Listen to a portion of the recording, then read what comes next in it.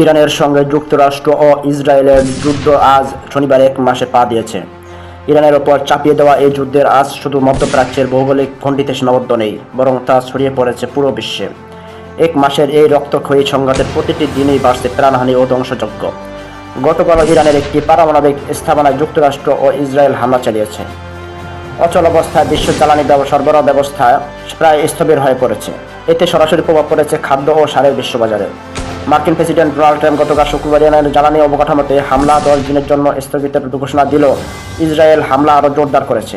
কূটনৈতিক তৎপরতা শুরু হলেও যুদ্ধের বন্ধের ক্ষেত্রে এখনও দৃশ্যমান কোনো অগ্রগতি নেই। ট্রাম্পের পরস্পর বিরোধী মন্তব্যে যুদ্ধের অবসান নিয়ে অনিশ্চয়তা আরও বাড়ছে।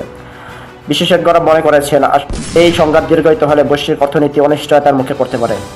ইরানের জ্বালানি স্থাপনায় হামলা আরও 10 দিন স্থগিত ঘোষণা ট্রাম্পের।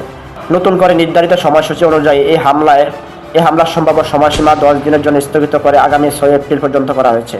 মধ্যপ্রাচ্যে পাল্টাপাল্টি হামলা এখনও অব্যাহত রয়েছে। বৃহস্পতিবার রাতভর ইরান জুড়ে হামলা অব্যাহত রেখেছে ইসরায়েল। অন্যদিকে ইসরায়েলের বিরুদ্ধেও হামলা অব্যাহত ছিল।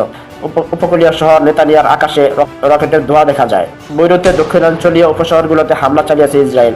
কুয়েতের প্রধান বাণিজ্যিক বন্দরে ড্রোন হামলা করা হয়েছে। স্থানীয় সময় বৃহস্পতিবার রাতে একাধিক ড্রোন ভূপাতিত করার কথা জানিয়েছে সৌদি আরব।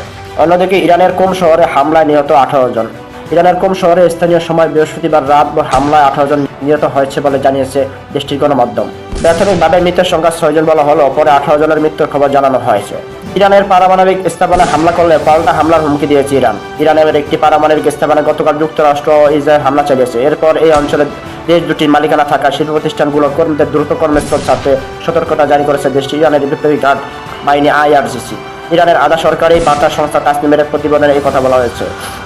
এতক্ষণ সাথে থাকার জন্য ধন্যবাদ। নিচের বাটনে সাবস্ক্রাইব করে সঙ্গে থাকুন।